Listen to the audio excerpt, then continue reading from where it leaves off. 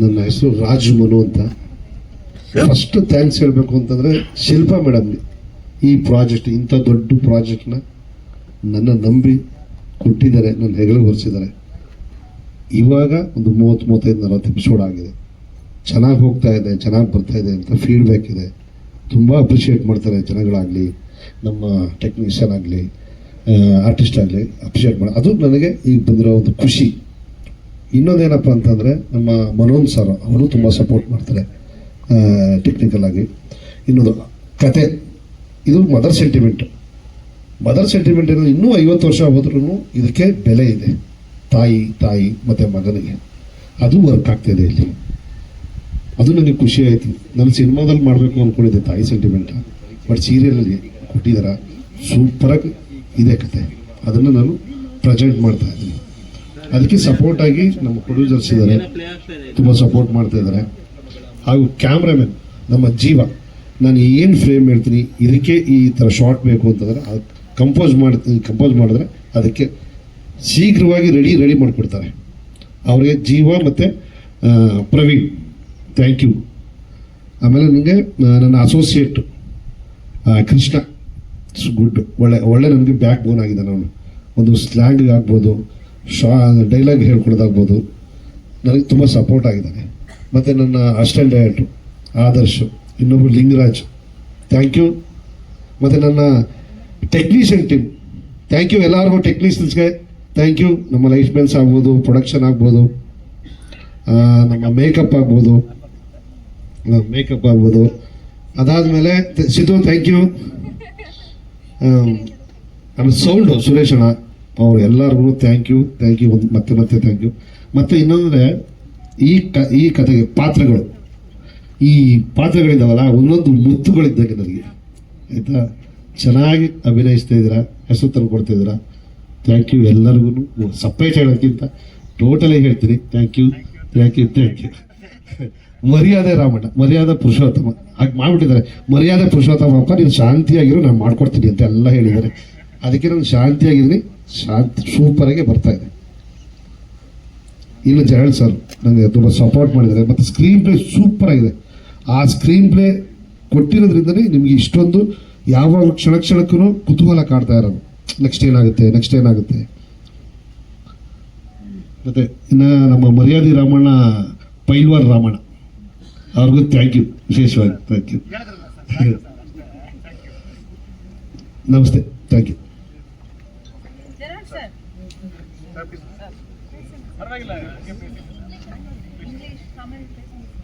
Hello. First of all, I want to thank God for this great opportunity. And then it's a great blessing that I'm working with all these senior actors, Vidyamma, Sundar Sir, Veena Madam. They all have our village in our heart. So we try to bring that village into this small screen. When we started this storyline, we focused on 3 things. One, our language. Language is always pride to all of us. The second one is our art. That's why Sundar Sir is doing a drama writer and director characters. The third one is our martial arts, like Kusti. So we blend these 3 things in this family subject. Please watch continuously and enjoy the show. Thank you so much. Thank you. ನಿಮ್ಮ ಇಂದ ಪ್ರಶ್ನೆಗಳನ್ನ thank you. ಈ ಅವಕಾಶ ಕೊಟ್ಟ Gerald sir thank you so much. ಇದು Covid ಆದಮೇಲೆ ನಂದು ಸುವರ್ಣದು 6ನೇ project. So thank you Suvarna, Shilpa madam, Jayant sir, Skanda sir, ಆಮೇಲೆ ನಮ್ಮ producer Arun sir, thank you so much sir. Thank you. ಇವರು ಮಾತಾಡ್ತಿಲ್ಲ ಅಷ್ಟೇ, ಆದರೆ ಅಗಾಧವಾದ ಸಾಹಿತ್ಯ ಜ್ಞಾನ ಇದೆ. ಅಪರೂಪಕ್ಕೆ ಒಬ್ಬ ಕ್ಯಾಮರಾಮನ್ಗೆ ಟೆಕ್ನಿಕಲ್ ಆಗಿ ಇರಬೇಕಾದರ ಜೊತೆಗೆ ಕ್ರಿಯೇಟಿವ್ ಆದ ಬಹಳ ಬ್ರಿಲಿಯಂಟ್ ಐಡಿಯಾಸ್ ಇದೆ. ಒರೇಷಿಯಸ್ ರೀಡರ್ ಇವರು, ಸಾಹಿತ್ಯದ ದಿಗ್ಗಜರುಗಳನ್ನೆಲ್ಲ ಓದಿದ್ದಾರೆ ಇವರು, ಆದ್ರೆ ಮಾತಾಡ್ತಿಲ್ಲ ಅಷ್ಟೇ. ನಾನು ಯಾರ್ಯಾರು ಥ್ಯಾಂಕ್ಸ್ ಹೇಳಲಿಲ್ವೋ ಯಾರು ಬೇಜಾರು ಮಾಡ್ಕೋಬೇಡಿ, ಇವರೆಲ್ಲರೂ ಹೇಳಿದ್ದಾರೆ ಡಿಟ್ಟೋ. ಕಾಪಿ ಪೇಸ್ಟ್ ಮಾಡ್ಕೋತಾರೆ. ಮಿತ್ರರಿಗೆ ನಾವು ನಿಮ್ಮಿಂದ ಪ್ರಶ್ನೆಯನ್ನ ತಗೋತೀವಿ. ಅದಕ್ಕೆ ಮುಂಚೆ ಇದುವರೆಗೂ ಸೀರಿಯಲ್ ನಡೆದು ಬಂದ ಹಾದಿಯ ಬಗ್ಗೆ ಒಂದು ವಿಟಿ ಮಾಡಿದ್ದಾರೆ ನಮ್ಮ ಓಕೆ.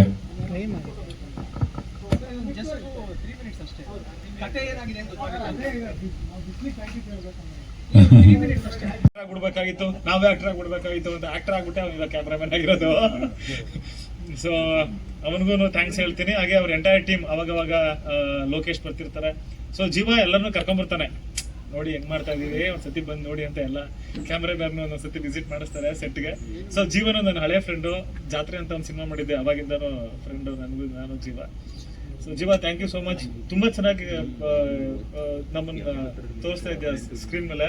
ಯಾಕಂದ್ರೆ ನಾವು ಒಂದು ಸಿನಿಮಾ ಮಾಡಿದಾಗ ಏನೋ ಒಂದು ಕಲ್ತಿರ್ತೀವಿ, ಅದ್ ಏನ್ ಕಲ್ತಿದೀವಿ ಅಂತ ನೋಡಕ್ಕೆ ಫಸ್ಟ್ ಆಫ್ ಆಲ್ ಜನನೇ ಬರ್ತಾ ಇಲ್ಲ ಥಿಯೇಟರ್ಗೆ. ಇದ್ರಲ್ಲಿ ಏನ್ ಕಲ್ತಿದೀವಿ ಅಂತ ನೋಡಕ್ ದಿನ ಟಿವಿಯಲ್ಲಿ ನೋಡ್ತಾರೆ ಎಲ್ಲಾರು.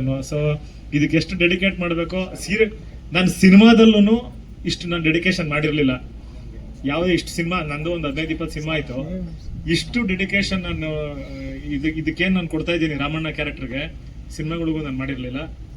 ಯಾಕಂದ್ರೆ ಒಂದ್ಸತಿ ನಮ್ಮ ರಸ್ಲಿಂಗ್ ಅಂತ ಅಂದ್ರೆ, ಕುಸ್ತಿ ಅಂತ ಅಂದ್ರೆ ನಮ್ಮ ನಾಡಿಂದು, ನಮ್ಮ ಮಣ್ಣಿಂದು, ಇದನ್ನ ತುಂಬಾ ಮರ್ತು ಬಿಟ್ಟಿದ್ದಾರೆ ಜನ. ಬೆಂಗಳೂರಲ್ಲಿ ಇರೋರ್ಗಂತೂ ಆ ಗರಡಿ ಅನ್ನೋದು ಗೊತ್ತೇ ಇಲ್ಲ. ಹಳಬ್ರಿಗೆ ಗೊತ್ತಿರುತ್ತೆ, ಹೊಸಬ್ರಿಗಂತೂ ಗೊತ್ತೇ ಇಲ್ಲ. ಜಿಮ್ ಮಾತ್ರ ಗೊತ್ತು. ಗರಡಿ ಮನೆಗೆ ಹೋದಾಗಲೇ ಗೊತ್ತಾಗೋದು ಅದ್ರದ್ದು ಏನು ಶಕ್ತಿ, ಅದ್ರದ್ದು ಏನು, ಯಾವ ತರ ಗುರು ಪರಂಪರೆ ಇನ್ನೂ ಬದುಕಿದೆ, ಎಷ್ಟು ಹಾನೆಸ್ಟ್ ಆಗಿ ಅದನ್ನ ಕಸರತ್ ಮಾಡ್ತಾರೆ ಅನ್ನೋದು. ಸೊ ಅದಕ್ಕೋಸ್ಕರ ನಾನು ನಿಜವಾಗ್ಲೂ ಹೋಗಿ ಪ್ರಾಕ್ಟೀಸ್ ಮಾಡಿ, ಈ ಸುಮ್ಮನೆ ಆಕ್ಟ್ ಮಾಡೋದಕ್ಕಿಂತನೂ ನಾನು ಹೇಳಿದೆ ಮನು ಸರ್ಗಾಗ್ಲಿ ಜರಾಲ್ ಸರ್ಗೆ, ಸರ್ ನಾನು ಆಕ್ಟ್ ಮಾಡಿ ಪೈಲ್ವಾನ್ ತರ ಆಕ್ಟ್ ಮಾಡೋದಕ್ಕಿಂತ ಪೈಲ್ವಾನನ್ನೇ ಕೊಡ್ತೀನಿ ಸರ್, ನೀವು ಹೆಂಗಾರ ಶೂಟ್ ಮಾಡ್ಕೊಳ್ಳಿ ಸರ್ ಅಂತ. ನನಗೊಂದು 2 ತಿಂಗಳು ಟೈಮ್ ಇತ್ತು. ಇವಾಗಲೇ ಸ್ಟಾರ್ಟ್ ಆಗಿ ಒಂದು 7 ತಿಂಗಳಾಗಿದೆ. 7 ಮಂತ್ಸ್ ಇಂದನೂ ಕಂಟಿನ್ಯೂಸ್ ಆಗಿ ನಾನು ಯಾವಾಗ ಫ್ರೀ ಇದ್ರು ಮೈಸೂರಲ್ಲಿ ನಾನು ಗರಡಿ ಪ್ರಾಕ್ಟೀಸ್ ಮಾಡ್ತೀನಿ. ಅಲ್ಲಿ ಮಧುವಣ್ಣ ಅಂತ ನನಗೆ ಪ್ರಾಕ್ಟೀಸ್ ಮಾಡಿಸ್ತಾ ಇದ್ದಾರೆ. ಸೊ ಎಲ್ಲರಿಗೂ ಕಲಾವಿದರುಗಳು ಕಾಣಿಸ್ಬೇಕು ಅಂದ್ರೆ ಟೆಕ್ನಿಷಿಯನ್ಸ್ಗಳು, ಎಲ್ಲ ಟೆಕ್ನಿಷಿಯನ್ಸ್ಗೂ ನಾನು ಥ್ಯಾಂಕ್ಸ್ ಹೇಳಕ್ ಇಷ್ಟಪಡ್ತೀನಿ. ನಮ್ಮ ಪ್ರೊಡಕ್ಷನ್ ಅವರಾಗಿರ್ಬೋದು, ಡೈರೆಕ್ಷನ್ ಡಿಪಾರ್ಟ್ಮೆಂಟ್ ಆಗಿರ್ಬೋದು, ಪ್ರತಿಯೊಬ್ರು, ಎಲ್ಲ ಲೈಟ್ ಬಾಯ್ಸ್ ಎಲ್ಲರಿಗೂ ಥ್ಯಾಂಕ್ಸ್ ಕಣ್ರು. Thank you so much. ಯಾಕಂದ್ರೆ ನೀವುಗಳಿಂದಾನೇ ನಾವು ಇವತ್ತಿಲ್ಲಿ ಚೆನ್ನಾಗಿ ಕಾಣಿಸ್ತಾ ಇರೋದು. ಮರ್ಯಾದಿ ರಾಮಣ್ಣ ಅಂತ ಇಲ್ಲಿ ನಮ್ಮ ಫೋಟೋಗಳು ಮಾತ್ರ ಇದೆ, ಆದ್ರೆ ಮರ್ಯಾದಿ ರಾಮಣ್ಣ ತೆರೆ ಇದ್ದೆ ತುಂಬಾ ಜನ ಇದ್ದಾರೆ, 100 ಜನ ಇರ್ತಾರೆ. ಸೊ ಎಲ್ಲರಿಗೂ ಥ್ಯಾಂಕ್ ಯು. ಹಾಗೆ ನಮ್ಮ ಜೀವಿತ ಅವರು ಇದ್ದಾರೆ, ಜೀವಿತ ಅವರು ಮಾತಾಡ್ಲಿ. ಸೊ ತಗೊಳ್ಳಿ ಜೀವಿತ ಅವರು, ಇವ್ರ ಜೊತೆ ಮಾತಾಡಕ್ಕೆ ಭಯ ಆಗುತ್ತೆ, ಅಲ್ಲಂತೂ ಹೊಡಿಯಕ್ಕೆ ಬರ್ತಾರೆ. ಇವ್ರ ಪರ್ಸನಾಲಿಟಿಗೆ ಮೀರ್ ಮಾತಾಡ್ತಿರ್ತಾರೆ ನನ್ನ ಹತ್ರ, ಹೊಡಿತೀನಿ ಅಂತ. ನನ್ಗೊಂದ್ಸತಿ ಅನ್ಸುತ್ತೆ ಕುಕ್ಬಿಡೋಣ ಎತ್ತಿರತ್ತ, ಮಾಡಕ್ಕಾಗಲ್ಲ. ಶಾಂತಿ ರಾಮಣ್ಣ ತಗೊಳ್ಳಿ ಮಾತಾಡಿ. ಎಲ್ಲರೂ ಬಂದಿರೋದಕ್ಕೆ ಥ್ಯಾಂಕ್ ಯು ಸೋ ಮಚ್. ಮೊದಲನೇದಾಗಿ ನನ್ನ ಹೆಸರು ಜೀವಿತ ವಸಿಷ್ಠ. ಸೊ ಪ್ರಾಬ್ಲಿ ನೋಡಿರ್ತೀರ, ಸಿನಿಮಾದಲ್ಲೂ ನೋಡಿರ್ತೀರ, ಶ್ರೀದೇವಿ ಮಹಾತ್ಮೆಯಲ್ಲೂ ನೋಡಿರ್ತೀರ. ಸ್ಟಾರ್ ಸುವರ್ಣಗೆ ಥ್ಯಾಂಕ್ ಯು ಸೋ ಮಚ್. ನನ್ನ ಇನ್ನೊಂದ್ಸಲ ಕಾಸ್ಟ್ ಮಾಡಬೇಕು ಅಂತ ಮನ್ಸು ಮಾಡಿ ಆಡಿಷನ್ ಎಲ್ಲ ಮಾಡಿ ನಾನು ಸೂಟ್ ಆಗಬಲ್ಲೆ ಅಂತ ನನಗೆ ಈ ಪಾತ್ರ ಕೊಟ್ಟಿರೋದಕ್ಕೆ ಸ್ಟಾರ್ ಸುವರ್ಣಗೆ thank you so much. Gerald sir thank you very much. Probably ನೀವು ಅವತ್ತು ಮೆಸೇಜ್ ಮಾಡಿ ಕರೆದಿಲ್ಲ ಅಂತ ಅಂದಿದ್ರೆ ನಾನು ಇವತ್ತು ಇಲ್ಲಿ ಇರ್ತಾನೆ ಇರಲಿಲ್ಲ. ಸೊ ಥ್ಯಾಂಕ್ ಯು ನಂಗೊಂದು ಆಪರ್ಚುನಿಟಿ ಕೊಟ್ಟಿರೋದಕ್ಕೆ. ಮನು ಸರ್ ಎಲ್ರಿಗೂ ಥ್ಯಾಂಕ್ ಯು ಹೇಳಲೇಬೇಕು. ಅಫ್ಕೋರ್ಸ್ ಎಲ್ಲರೂ ತುಂಬ ಹೇಳಿದ್ದಾರೆ, ಜಾಸ್ತಿ ಡ್ರ್ಯಾಗ್ ಮಾಡೋದಕ್ಕೆ ಹೋಗಲ್ಲ. But Manu sir thank you so much. ತುಂಬ ಪೇಷನ್ಸ್ ಇದೆ ಆ್ಯಂಡ್ ನನಗೆ ಆ್ಯಕ್ಟಿಂಗ್ ಮಾಡೋದಕ್ಕೆ ಸ್ಪೇಸ್ ಕೊಡ್ತಾ ಇದ್ದೀರಾ. ನಾನು ಎಲ್ಲಾದರೂ ಹೀಗೆ ಮಾಡ್ತೀನಿ ಹಾಗೆ ಮಾಡ್ತೀನಿ ಅಂತ ಅಂದಾಗ ಅದನ್ನ ಅಕ್ಸೆಪ್ಟ್ ಮಾಡಿ ನನಗೆ ಸ್ಪೇಸ್ ಕೊಡ್ತಾ ಇದ್ದೀರಾ. ಒಬ್ಬ ಡೈರೆಕ್ಟರ್ಗೆ ಅಕ್ಸೆಪ್ಟೆನ್ಸ್ ಇಸ್ ವೆರಿ ಇಂಪಾರ್ಟೆಂಟ್, ಅದು ಇವರಲ್ಲಿದೆ. So thank you so much Manu sir. Chetan sir ಒಂದು ಕಂಫರ್ಟ್ ಝೋನ್ ತುಂಬ ಚೆನ್ನಾಗಿ ಕೊಟ್ಟಿದ್ದೀರಾ, ಅದಕ್ಕೆ ಥ್ಯಾಂಕ್ ಯು ವೆರಿ ಮಚ್. ವೀಣಮ್ಮನ ಜೊತೆ ಅಂತೂ ನನಗೆ ಅತ್ತೆ ಅಂತಲೇ ಅನ್ಸಲ್ಲ, ಎಲ್ಲೋ ಮಗಳು ಥರ ಫೀಲ್ ಆಗುತ್ತೆ. ಅಷ್ಟು ಮುದ್ದಾಗಿ ಟ್ರೀಟ್ ಮಾಡ್ತಾರೆ, ಅಷ್ಟು ಚೆನ್ನಾಗಿ ಮಾತಾಡಿಸಿ, ಅಷ್ಟೇ ವೀಣಮ್ಮ ಅಂತ ಅಷ್ಟೇ ಅಲ್ಲ, ಸುಂದರ್ ಸರ್ ಆಗಿರ್ಬೋದು ಅಥವಾ ವಿದ್ಯಮ್ಮ ನನ್ನ ಮುದ್ದು ಮಾಡೋದಂತೂ ಅದು ಎಷ್ಟು ಚೆನ್ನಾಗಿ ಮುದ್ದು ಮಾಡ್ತಾರೆ. ನನ್ನ ಎತ್ಕೊಂಡೆಲ್ಲ ಮುದ್ದು ಮಾಡಿಬಿಡ್ತಾರೆ, ಅಷ್ಟು ಚೆನ್ನಾಗಿ ಮುದ್ದು ಮಾಡ್ತಾರೆ. ಇಡೀ ತಂಡಕ್ಕೆ thank you so much. Jeeva sir thank you so very much. ನೀವು ನನಗೆ ಪ್ರಾಮಿಸ್ ಮಾಡಿದ್ರಿ ನಿಮ್ಮನ್ನ ತುಂಬ ಚೆನ್ನಾಗಿ ತೋರಿಸ್ತೀನಿ ಅಂತ. ಡೆಫಿನೆಟ್ಲಿ ಅದಕ್ಕಿಂತ ಚೆನ್ನಾಗೇ ತೋರಿಸ್ತಾ ಇದ್ದೀರಾ, ಅಷ್ಟು ಚೆನ್ನಾಗಿ ನೀವು ಸಿನಿಮಾಟೋಗ್ರಫಿ ಮಾಡ್ತಿದ್ದೀರಾ. Thank you very much. ಪಾತ್ರದ ಬಗ್ಗೆ ಹೇಳೋದಾದರೆ ದೇವಿಯಲ್ಲಿ ಪ್ರಾಬ್ಲಿ ನನಗೆ ತುಂಬ ಸೌಮ್ಯ ಸ್ವಭಾವ ಇತ್ತು, ಬಟ್ ಈ ಇದರಲ್ಲಿ ಅದ್ರ ಆಪೋಸಿಟ್ಟು. ಅಲ್ಲಿ ಕಾಳಿ ಮಾಡಿ ಮಾಡಿ ಅಭ್ಯಾಸ ಆಗಿರೋದ್ರಿಂದ ಪ್ರಾಬ್ಲಿ ಇಲ್ಲೊಂದು ಸ್ವಲ್ಪ ಈಸಿ ಆಗ್ತಾ ಇರ್ಬೋದು. ಬಟ್ ಹಠಮಾರಿ ಅವಳ ತಂಟೆಗೆ ಯಾರಾದ್ರೂ ಬಂದ್ರೆ ಅವಳು ಯಾರ ತಂಟೆಗೂ ಹೋಗಲ್ಲ, ಅವಳ ತಂಟೆಗೆ ಯಾರಾದ್ರೂ ಬಂದ್ರೆ ಸುಮ್ಮನೆ ಬಿಡಲ್ಲ. Independent girl. ಸೊ ಇಂಡಿಪೆಂಡೆಂಟ್ ಆಗಿರೋದ್ರಿಂದ ಅದು ಒಂದು ಸ್ವಲ್ಪ ಹಠ, ಕೊಬ್ಬು, ಆಟಿಟ್ಯೂಡು ಎಲ್ಲ ಸ್ವಲ್ಪ ಜಾಸ್ತಿನೇ ಇದೆ. ಸೊ ಅಪ್ಪನ ಮುದ್ದಿನ ಮಗಳು. ನನ್ನ ಫ್ಯಾಮಿಲಿ ಕಡೆನೂ ಅಷ್ಟೇ, ಎಲ್ಲರೂ ತುಂಬ ಒಳ್ಳೆ ಆರ್ಟಿಸ್ಟ್ಗಳು. ಎಲ್ರಿಗೂ thank you so much. And Skanda sir, Manan sir, Jayant sir, ಎಲ್ರಿಗೂ ಥ್ಯಾಂಕ್ ಯು. ಪಾತ್ರದ ಬಗ್ಗೆ ಅಂದರೆ ಎಲ್ಲರೂ ಹೇಳ್ತಿದ್ರು ಆಫ್ ಸ್ಕ್ರೀನ್ ತುಂಬ ಮುದ್ದು ಹುಡುಗಿ ಅಂತೆಲ್ಲ, ಬಟ್ ಪ್ರಾಬ್ಲಿ ಎಸ್. ಬಟ್ ನನ್ನ ಡೆಡ್ ಆಪೋಸಿಟ್ ಕ್ಯಾರೆಕ್ಟರ್ ಅಂತ ಹೇಳಿದ್ರೆ ನಿಜವಾಗ್ಲೂ ತಪ್ಪಾಗಲ್ಲ. ನನಗೂ ಒಂದು ಸ್ವಲ್ಪ ತಯಾರಿ ಬೇಕಿತ್ತು, ಇದು ಶೌಟ್ ಮಾಡೋದಾಗಿರ್ಬೋದು ಅಥವಾ ಆ್ಯಟಿಟ್ಯೂಡ್ ತೋರಿಸೋದಾಗಿರ್ಬೋದು. ನನಗೆ ಟೀಮ್ ಸಪೋರ್ಟ್ ಇರೋದಕ್ಕೇನೆ ನಾನು ಇಷ್ಟು ಚೆನ್ನಾಗಿ ಪರ್ಫಾರ್ಮ್ ಮಾಡೋದಕ್ಕೆ ಕಾರಣ ಆಗ್ತಿರೋದು. ಬಿಕಾಸ್ ಆ ಕಂಫರ್ಟ್ ಝೋನು, ಆ ಬಾಂಡಿಂಗ್ ಚೆನ್ನಾಗಿಲ್ಲ ಅಂತ ಅಂದ್ರೆ ಎದುರುಗಡೆ ಮಾಡ್ತಿರೋ ಆರ್ಟಿಸ್ಟ್ಗೂ ಮುಜುಗರ ಆಗುತ್ತೆ, ಅಥವಾ ಏನಂತಾರೆ ಅದು ಪರ್ಫಾರ್ಮ್ ಮಾಡೋದಕ್ಕೆ ನಾವು 100% ಕೊಡೋದಕ್ಕೆ ಆಗಲ್ಲ. ಬಟ್ ಇಲ್ಲಿ ಎಲ್ರೂ ನನಗೆ ನೀನು ಪರ್ಫಾರ್ಮ್ ಮಾಡಿ, ನೀನು ಚೆನ್ನಾಗಿ ಪರ್ಫಾರ್ಮ್ ಮಾಡಿ, ಎವ್ರಿ ಡೇ ಸೆಟ್ಟಿಗೆ ಬಂದಿದ ತಕ್ಷಣನೇ ನೀನು ಎಪಿಸೋಡ್ ನೋಡಿದೆ, ಚೆನ್ನಾಗಿತ್ತು, ಚೆನ್ನಾಗಿ ಮಾಡ್ತಾ ಇದೆಯಾ ಅಂತೆಲ್ಲ ಅಪ್ರಿಷಿಯೇಟ್ ಮಾಡೋದಕ್ಕೆ ನನಗೆ ಇನ್ನೂ ಚೆನ್ನಾಗಿ ಮಾಡಬೇಕು, ಇನ್ನೂ ಮೇ ಬಿ ಇನ್ನೂ ನಾನು 100% ಕೊಡಬೇಕು, ನಾನು ಕೊಡ್ತಾ ಇರೋದು ಸಾಲ್ತಾ ಇಲ್ವೇನೋ ಅಂತ ಅನ್ಸುತ್ತೆ. So thank you very very very much. Maryadi Ramanna ತಂಡಕ್ಕೆ ನನ್ನ ಹೃತ್ಪೂರ್ವಕ ಧನ್ಯವಾದಗಳು. ನಾಟ್ ಜಸ್ಟ್ ಆರ್ಟಿಸ್ಟ್, ಇಡೀ ಟೆಕ್ನಿಷಿಯನ್ಸ್ಗೆ, ಕ್ಯಾಮ್ರಾ ಡಿಪಾರ್ಟ್ಮೆಂಟ್ ಆಗಿರ್ಬೋದು, ಲೈಟ್ ಆಫೀಸರ್ಸ್ ಆಗಿರ್ಬೋದು, ಪ್ರೊಡಕ್ಷನ್ ಡಿಪಾರ್ಟ್ಮೆಂಟ್ ಆಗಿರ್ಬೋದು, ಎಲ್ರಿಗೂ ಥ್ಯಾಂಕ್ ಯು ಸೋ ಮಚ್. ಅದನ್ನ ಇಡೋಕ್ಕೆ ಕಾರಣ ಆದರೂ ಏನು? ಬೇರೆ ಟೈಟ್ಲ್ಗಳು ಇಡ್ಬೋದಿತ್ತಲ್ವ? ಆ ಕಡೆ ಭಾಗದಲ್ಲಿ ಮರ್ಯಾದೆ ರಾಮಣ್ಣ ಅನ್ನೋದು ಬೇರೆ ಸೌಂಡ್ ಕೊಡುತ್ತೆ ಅಂತ ನನ್ನ ಅನಿಸಿಕೆ. ಹೌದು ಅಂತ ಅನಿಸ್ತು. ಬಟ್ ಇದು ತಾಯಿ ಸೆಂಟಿಮೆಂಟು. ಮರ್ಯಾದೆ ಪುರುಷೋತ್ತಮ ಅದು ರಾಮನ ಕರೀತಾರಲ್ಲ, ಆ ಒಂದು ಇದಾಗಿ ನಾವು ಈ ಟೈಟ್ಲನ್ನ ಸೆಲೆಕ್ಟ್ ಮಾಡಿದ್ವಿ. ಮರ್ಯಾದ ಪುರುಷೋತ್ತಮ, ಮರ್ಯಾದೆ ರಾಮಣ್ಣ. ರಾಮಣ್ಣ ಕಲ್ಪನೆ ಭೀಮನಾಗಿ ತೋರಿಸ್ಬೇಕು ಅಂತಿತ್ತು, ಯಾಕೆ?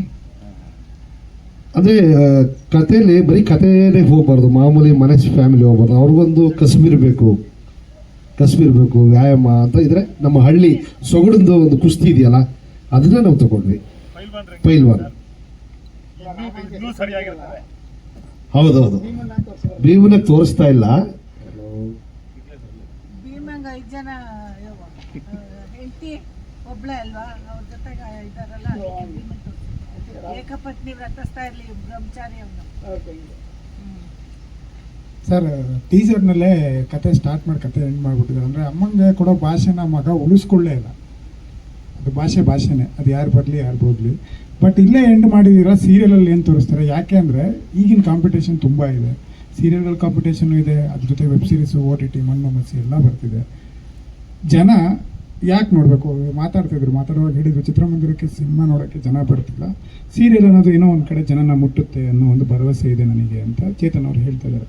ಬಟ್ ಜನ ಈ ಸೀರಿಯಲ್ನ ಯಾಕೆ ನೋಡಬೇಕಿತ್ತು? ಅದೇ ಕತೆ, ಅದೇ ಅಮ್ಮ, ಅದೇ ಅಪ್ಪ, ಅದೇ ಘಾಟಿ ಅಜ್ಜಿ, ಘಾಟಿ ಹೆಂಡತಿ, ಸಹಜ. ಅದ್ರ ಜೊತೆ ಜನ ಮನೇಲಿ ಕೂತು ಫ್ಯಾಮಿಲಿ ಸಮೇತ ಈ ಕತೆನ ನೋಡಬೇಕು ಅಂದರೆ ಬರೀ ಭೀಮ ಮತ್ತು ರಾಮ ಆಗಲ್ಲ, ಅದನ್ನು ಬಿಟ್ಟು ಇನ್ನೇನಾರ ವಿಷಯ ಇದೆಯಾ ಸರ್? ಒಂದು ಪ್ರಾಜೆಕ್ಟ್ ಸಕ್ಸಸ್ಫುಲ್ ಆಗೋಕ್ಕೆ ಎಂಟೈರ್ ಟೀಮ್ದು ಡೆಡಿಕೇಶನ್ ಸಖತ್ ಮುಖ್ಯ. ಎಲ್ಲರೂ 100% ಎಫರ್ಟ್ ಹಾಕಬೇಕು. ನಾನು ಸಿನಿಮಾಗಳು ಮಾಡಿದ್ದೀನಿ, ಎಲ್ಲೋ ಒಂದು ಕಡೆ ಎಫರ್ಟ್ಗಳು ಎಲ್ಲೆಲ್ಲೋ ಒಬ್ರೊಬ್ರಿಗೆ ಮಿಸ್ ಆಗಿಬಿಡುತ್ತೆ, ಅವಾಗ ರೀಚ್ ಆಗೋಕ್ಕಾಗಲ್ಲ. ಅದು ನಿಮಗೂ ಗೊತ್ತಿರುತ್ತೆ. ಒಳ್ಳೆ ಸಿನಿಮಾಗಳು ಬಂದಾಗ, ಒಳ್ಳೆ ಸೀರಿಯಲ್ಗಳು ಬಂದಾಗ, ಒಳ್ಳೆ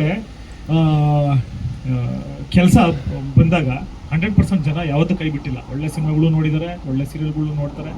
ಅದೇ ಥರ ಇಲ್ಲಿ ಎಂಟೈರ್ ಟೀಮ್ ತುಂಬ ಸೂಪರ್ ಆಗಿದೆ. ಇದು ನಂದು ಸೆಕೆಂಡ್ ಸೀರಿಯಲ್ ಸ್ಟಾರ್ ಸುವರ್ಣಗೆ. ಮುಂಚೆ ಸತ್ಯಂ ಶಿವಂ ಸುಂದರಂ ಅಂತ ಒಂದು ಸೀರಿಯಲ್ ಮಾಡಿದ್ದೆ. ಅದಾದಮೇಲೆ ಸುಮಾರು ಸೀರಿಯಲ್ಗಳು ಬಂದವು ನನಗೆ, ಬೇರೆ ಬೇರೆ ಇದರಲ್ಲೂ ಬಂದು, ಕಲರ್ಸಲ್ಲೂ ಬಂತು, ಜಿಯಲ್ಲೂ ಬಂತು, ಉದಯದಲ್ಲೂ ಬಂತು. ಬಟ್ ಇದು ನಾನು ಕೇಳಿದಾಗ ಕತೆ ಕೇಳೋದಕ್ಕಿಂತ ಹೆಚ್ಚಾಗಿ ನಾನು ಫಸ್ಟ್ ಟೀಮ್ನ ಮೀಟ್ ಮಾಡಿದೆ. ಕತೆ ಕೇಳೋಕೆ ಯಾವಾಗ ಹೋದ್ನೋ ಎಂಟೈರ್ ಟೀಮು ತುಂಬ ಎಲ್ಲರಿಗೂ ಸೆನ್ಸ್ ಅನ್ನೋದು ತುಂಬ ಮುಖ್ಯ ಸರ್. ಆರ್ಟಿಸ್ಟ್ಗೂ ಅಷ್ಟೇ, ಟೆಕ್ನಿಷಿಯನ್ಸ್ಗೂ ಅಷ್ಟೇ ಸೆನ್ಸ್ ಇಲ್ಲ. ನಮ್ಗೇನಾರ ಸೆನ್ಸ್ ಇಲ್ಲ ಅಂದರೆ ಇನ್ನೊಂದು 20 ಸಿನಿಮಾ ಆಗೋಗಿರೋದು. ಇವಾಗ ಯಾರು ಡೈರೆಕ್ಟರ್ಗಳು ಬಂದು ಕತೆ ಹೇಳಿದಾಗ ಅದಕ್ಕೇನಾರ ನಾವು ಒಂದಿಷ್ಟು ಡೌಟ್ಗಳು ಕೇಳಿದ್ರೆ ನಮ್ಗೆ ಅಲ್ಲೇ ಅವ್ರು ಕನ್ವೆ ಮಾಡಬೇಕು, ಈ ಥರ ಬರುತ್ತೆ, ಈ ಥರ ಆಗುತ್ತೆ ಅಂತ. ಅವಾಗ ನಮಗೆ ಮಾಡೋಕ್ಕೆ ಚೆನ್ನಾಗಿರುತ್ತೆ, ನಮಗೂ ಖುಷಿ ಆಗುತ್ತೆ. ಆದರೆ ಇಲ್ಲಿ ಪ್ರತಿಯೊಂದು ನಾನು ಡೌಟ್ಗಳು ಕೇಳಿದಾಗಲೂ ಎಷ್ಟು ಚೆನ್ನಾಗಿ ನನಗೆ ಕನ್ವೆ ಮಾಡಿದ್ರು ಅಂತಂದರೆ, ಜರಳ್ ಸರ್ ಆಗಲಿ, ಮನು ಸರ್ ಆಗಲಿ, ಅವ್ರ ಎಂಟೈರ್ ಟೀಮು ತುಂಬ ಚೆನ್ನಾಗಿ ನನಗೆ ಕನ್ವಿನ್ಸ್ ಮಾಡಿದ್ರು. ಹಾಗೆ ಟೆಕ್ನಿಷಿಯನ್ಸು ಅಷ್ಟೇ ತುಂಬ ಚೆನ್ನಾಗಿ ಅವರವರ ಕೆಲಸನ ಅವ್ರು ಮಾಡ್ತಿದ್ದಾರೆ. ಇವಾಗ ಜೀವ ಅಂತ ಏನು ಹೇಳಿದ್ವಿ, ಬರೀ ಕ್ಯಾಮ್ರಾ ವರ್ಕ್ ಒಂದೇ ಅಲ್ಲ, ಈವನ್ ಆ ಡಿಪಾರ್ಟ್ಮೆಂಟಲ್ಲೂ ಹಿಂದೆ ಏನಿರ್ಬೇಕು, ಅಲ್ಲೇನಿರ್ಬೇಕು, ಇಲ್ಲೇನಿರ್ಬೇಕು, ಯಾರು ಅಕಸ್ಮಾತ್ ತರಲಿಲ್ಲ ಅಂದರೆ ಅವರೇ ಹೋಗ್ತಾರೆ, ಕೂತ್ಕೊಳ್ತಾರೆ, ಮಾಡ್ತಾರೆ. ಮಳೆ ಹೊಡೆಯೋದ್ರಿಂದ ಹಿಡಿದು ಅದನ್ನ ತೆಗೆದು ಕಿತ್ತಾಕಿ ಇದನ್ನ ಗೋಡೆನೂ ಕಟ್ಬಿಟ್ಟಿದ್ದಾರೆ ಎಷ್ಟೊಂದ್ ಕಡೆ. ಸೊ ಅಷ್ಟು ಚೆನ್ನಾಗಿದೆ ಟೀಮ್, ಎಂಟೈರ್ ಟೀಮ್ ಚೆನ್ನಾಗಿದೆ, ಎಲ್ಲರದು 100% ಎಫರ್ಟ್ ಇದೆ, ಎಲ್ಲರೂ ಚೆನ್ನಾಗಿ ಮಾಡ್ತಾ ಇದ್ದಾರೆ, ಸೆನ್ಸಿಬಲ್ ಆಗಿ ಮಾಡ್ತಾ ಇದ್ದಾರೆ. ಸೊ 100% ಇದನ್ನ ಮತ್ತೆ ಇನ್ನೊಂದೇನು ಅಂದ್ರೆ ಸರ್ ಜರಲ್ ಸರ್ ಹೇಳಿದ್ರಾಗ್ಲೇನೆ ಒಂದು ನಮ್ಮ ನಾಡಿನ ಅಂದ್ರೆ ಇವಾಗ ಡ್ರಾಮಾ ಆಗಿರ್ಬೋದು, ಇಲ್ವಂದ್ರೆ ಕುಸ್ತಿದಾಗಿರ್ಬೋದು. ಕುಸ್ತಿ ಅಂತ ಅಂದ್ರೆ ಇಷ್ಟಪಡ್ತಾರೆ.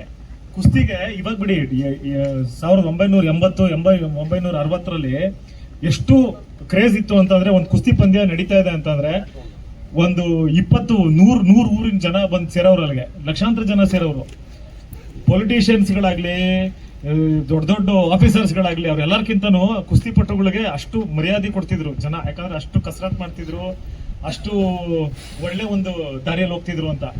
ಅದು ಇವಾಗ್ಲೂ ಇದೆ. ಅದು ಯಾವಾಗ ತುಂಬಾ ಅದು ಅವ್ರದ್ದು ಪಬ್ಲಿಸಿಟಿ ಜಾಸ್ತಿ ಆಗೋಯ್ತು, ಅದನ್ನೆಲ್ಲ ಕಂಪ್ರೆಸ್ ಮಾಡ್ಬಿಟ್ಟಿದ್ದಾರೆ, ಎಲ್ಲಾನು ಮುಚ್ಚಾಕ್ಬಿಟ್ಟಿದ್ದಾರೆ ಅದನ್ನ. ಮತ್ತೆ ನಮ್ಮ ಇಂಡಿಯಾದ ನಾವು ಒಲಿಂಪಿಕ್ಸ್ ಅಂತ ತಗೊಂಡ್ರು ರೆಸ್ಲಿಂಗ್ ಅಲ್ಲಿ ತುಂಬಾ ಮೆಡಲ್ಗಳು ಬಂದಿದೆ ಇಂಡಿಯಾಗೆ. ಅದೇ ತರನೇ ಈ ಭಾಷೆ ಏನ್ ಇವರು ಸೀರಿಯಲ್ ಅಲ್ಲಿ ಏನ್ ಕುಸ್ತಿ ತರ್ತಾ ಇದಾರೆ, ನಮ್ಮ ಈಗಿನ ಜನರೇಷನ್ಗೆ ಕುಸ್ತಿ ಅನ್ನೋದೇನು ಅಂತ ಗೊತ್ತಾಗ್ಲಿ ಅಂತ ಅದನ್ನ ತೋರಿಸಿದ್ದಾರೆ.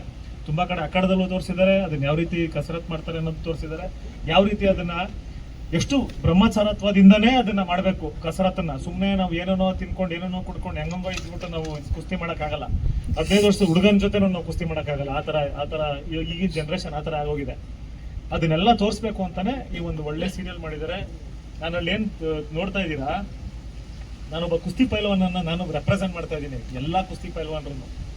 ಅದಕ್ಕೋಸ್ಕರ ನಾನು ಸುಮ್ಮನೆ ನಾನು ಆಕ್ಟ್ ಮಾಡೋದ್ಕಿಂತನೂ ಮಾಡೇ ಬಿಡೋಣ ಅಂತ ನನ್ನ ದಿನ ಯಾವಾಗ ಫ್ರೀ ಇದ್ರು ಮೈಸೂರಿಗೆ ಹೋಗಿ ನಾವು ಮಟ್ಟಿಯಲ್ಲಿ ಬಿದ್ದು ನಾವು ಕುಸ್ತಿ ಆಡಿ ನಾವು ಸಾಧನೆ ಮಾಡ್ಕೊಬಂದು, ಸಾಧನೆ ಅಂತಾರೆ ವರ್ಕೌಟ್ ಏನ್ ಮಾಡ್ತೀವೋ ನಾವಿಲ್ಲೇನು ವಾರ್ಮ್ ಅಪ್ ಮಾಡ್ತೀವಿ ಜಿಮ್ಮಲ್ಲಿ.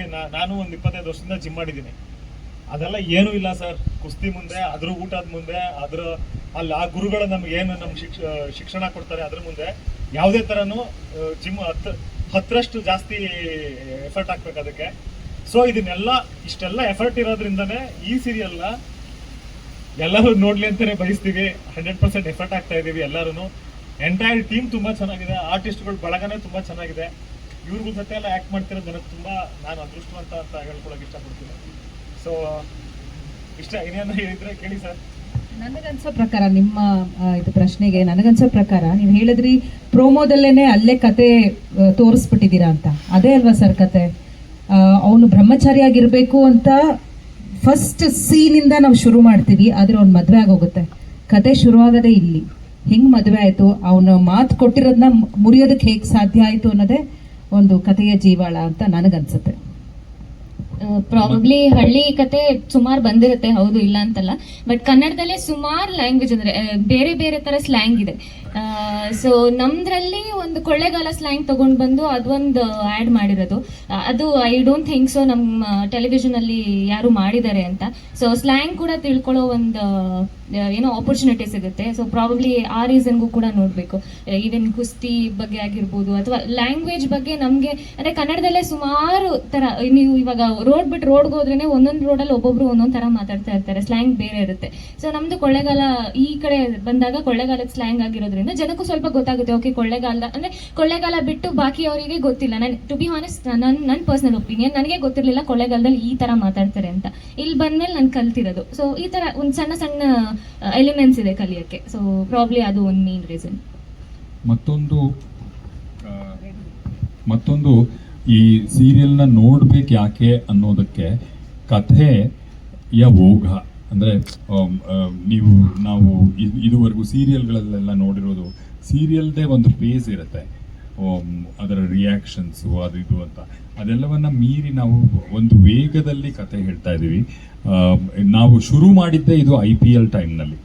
ಸೊ ಅದು ಎಂಥ ಬಂಡ ಧೈರ್ಯದಿಂದ ಶುರು ಮಾಡಿದ್ದೀವಿ ನೀವು ಲೆಕ್ಕ ಹಾಕುವುದು. ಯಾಕೆಂದರೆ ಈ ಕತೆ ಬಗ್ಗೆ ನಮಗೆ ಅಷ್ಟು ಭರವಸೆ ಇತ್ತು. ಫೈನಲಿ ಹಿಂದಿನ ದಿವಸ ನಮ್ಮದು ಸೀರಿಯಲ್ ಲಾಂಚ್ ಆಗಿದ್ದು, ಅಷ್ಟರ ಮಧ್ಯೆಯೂ ಒಳ್ಳೆ ವ್ಯೂವರ್ಶಿಪ್ ನಮಗೆ ಸಿಕ್ತು ಈ ಸೀರಿಯಲ್ಗೆ. ಸೊ ಕಥೆಯ ವೇಗ ಮತ್ತು ಆ ಫಾರ್ಮುಲಾ, ಸೀರಿಯಲ್ಗಿರುವ ಫಾರ್ಮುಲಾವನ್ನೆಲ್ಲವನ್ನ ಬಿಟ್ಟು ಯೋಚನೆ ಮಾಡ್ತಾ ಇದ್ದೀವಿ. ಅದೊಂದು ಕಾರಣಕ್ಕೆ ಸೀರಿಯಲ್ ನೋಡ್ತಿದ್ದಾರೆ ಅಥವಾ ನೋಡುವ ಒಂದು ಕಾರಣ ಆಗಬೇಕು. ಆಮೇಲೆ ಇಲ್ಲಿ ಹೊಸ ಪ್ರಯೋಗಗಳಾಗ್ತಾ ಇದೆ. ಅವ್ರು ಹೇಳಿದಾಗ ಇವಾಗ ಭಾಷಾ ಪ್ರಯೋಗನೇ ಇರ್ಬೋದು. ಆಮೇಲೆ ತುಂಬ ಕಡೆ ನಾವು ಏನೇನು ಮಾಡಬಾರ್ದು ಅಂತ ಒಂದು ಕಾನೂನಾಗಲಿ ರೂಲ್ಸ್ ಆಗಲಿ ತಂದರೆ ಅದು ಪೂರ್ತಿ ಎಲ್ಲ ಕಡೆನೂ ಅದ್ರ ಪ್ರಕಾರ ಯಾರು ನಡ್ಕೊಳ್ಳೋದಿಲ್ಲ. ಅದನ್ನು ವಿರೋಧ ಬ್ರೇಕ್ ಮಾಡೇನೆ ಮುಂದಕ್ಕೆ ಹೋಗ್ತಾರೆ. ಯಾಕೆ ಅಂದರೆ ಎಷ್ಟೋ ಕಡೆ ಚೈಲ್ಡ್ ಮ್ಯಾರೇಜ್ ಆಗಬಾರ್ದು ಅನ್ನೋದು ಗೊತ್ತಿದ್ರೂ ಆ ಗುಟ್ಟು ಮುಚ್ಚಿಟ್ಟು ಮದುವೆ ಮಾಡ್ತಾರೆ. ಹಾಗೆ ಮೂಢನಂಬಿಕೆ, ಈಗ ಜಯಮ್ಮಂಗೆ ಇಲ್ಲಿ ಅದು ಮೂಢನಂಬಿಕೆನೇ ಇರಬಹುದು ಬೇರೆ ಪ್ರಕಾರ, ಆದ್ರೆ ಅವಳು ಅದರೊಳಗೆ ಮಗನ ಜೀವ ಇದೆ ಅನ್ನೋಕ್ಕೋಸ್ಕರ ಅವಳು ಆ ಒಂದು ಮೂಢನಂಬಿಕೆನ ಬಲವಾಗಿ ನಂಬಿದಾಳೆ. ಆದ್ರೆ ಅದ್ರ ಕಾರಣ ನಮ್ಗಳಿಗೆ ಯಾರಿಗೂ ಗೊತ್ತಿಲ್ಲ. ಹಾಗಾಗಿ ನಾವು ಅವಳಿಗೆ ಒಂದು ಚಾಲೆಂಜ್ ಹಾಕಿ ಮದುವೆ ಮಾಡಿಸಿದ್ವಿ. ಇವ್ರು ಕೇಳಿದ್ರು ಅದು ಹೇಗೆ ಮದುವೆ ಮಾಡಿಸಿದ್ರಿ ನೀವು, ಅದು ತಪ್ಪಲ್ಲ, ಮಾತು ಕೊಟ್ಟ ಮೇಲೆ ಮಾತೆ ಅಂತ. ನಮಗೆ ಗೊತ್ತಿಲ್ಲ ಅವಳು ಯಾಕೆ ಮಾತು ಕೊಟ್ಟಿದ್ದಾಳೆ ಅಂತ. ಅವಳ ಒಂದು ನಂಬಿಕೆನೇ ನಮ್ಗೆ ಯಾವ ಲಾಜಿಕ್ಕೂ ಕಾಣಿಸ್ತಿಲ್ಲ. ಸೊ ಅವಳ ಮಾತು ಮುರಿಯೋದು ನಮ್ಮ ಹಠ ಆಗಿರುತ್ತೆ. ಹಾಗಾಗಿ ನಾವು ಮದುವೆ ಮಾಡಿಸಿದೀವಿ. ಅದು ಒಂದು ಅವ್ರ ಅಮ್ಮನೂ ಹೇಳ್ತಾರೆ, ಇವಳಿಗೆ ಮತ್ತೆ ಪ್ರಜ್ಞೆ ಬಂದ್ಬಿಟ್ರೆ ಇವಳು ಮದುವೆ ಅನ್ನೋದ್ರ ಮೇಲೆ ನಂಬಿಕೆ ಕಳ್ಕೊಂಡ್ಬಿಡ್ತಾಳೆ ಅಂತ ಹೇಳಿ ಅವಳಿಗೆ ಪ್ರಜ್ಞೆ ತಪ್ಪಿರೋವಾಗಲೇ ಮದುವೆ ಮಾಡ್ತೀವಿ ನಾವು. ಅದು ತಪ್ಪು ಅಂತ ಅವಳು ಕೂಡ ಹೇಳ್ತಾಳೆ. ಇಟ್ಸ್ ಎ ಬಿಗ್ ಅಫೆನ್ಸ್ ಅಂತ ಅವಳು ಹೇಳ್ತಾಳೆ. ಮತ್ತೆ ರಾಮಣ್ಣ ಕೂಡ ಅದ್ರ ಬಗ್ಗೆ ಪಶ್ಚಾತ್ತಾಪ ಪಟ್ಕೋತಾನೆ. ಹಾಗಾಗಿ ನಾವು ಎಲ್ಲಿ ನಾವು ಒಂದು ಸಾಮಾಜಿಕವಾದ ಒಂದು ಧೋರಣೆಗಳನ್ನ ನಾವು ಮುರಿದಿದೀವೋ ಅದಕ್ಕೆ ನಾವೇ ಒಂದು ಸ್ಪಷ್ಟೀಕರಣನೂ ಕೊಟ್ಟಿದ್ದೀವಿ. ಅದನ್ನ ನಾವು ಪೂರ್ತಿ ಸರಿ ಅಂತ ಒಪ್ಕೋತಿಲ್ಲ. ಮೂಢನಂಬಿಕೆ ಅವಳದಾಗಿದ್ರು ಅದು ಮೂಢನಂಬಿಕೆ ತಪ್ಪು ಆದ್ರೂ ಏನೂ ಆಗಲ್ಲ ಅನ್ನೋದನ್ನ ತೋರ್ಸಕ್ಕೆ ಇಲ್ಲಿ ಹೊರಟಿದೀವಿ. ಅದು ಹೇಗೆ ನಾವು ಅದನ್ನ ತೋರಿಸ್ತೀವಿ ಅನ್ನೋದಕ್ಕೋಸ್ಕರ ನೀವೆಲ್ಲ ನೋಡಬೇಕು ಈ ಧಾರಾವಾಹಿನ. ಇದರಲ್ಲಿ ಒಂದೇ ಒಂದು ಇಂಟ್ರೆಸ್ಟಿಂಗ್ ಅಂತ ಏನು ಅಂದರೆ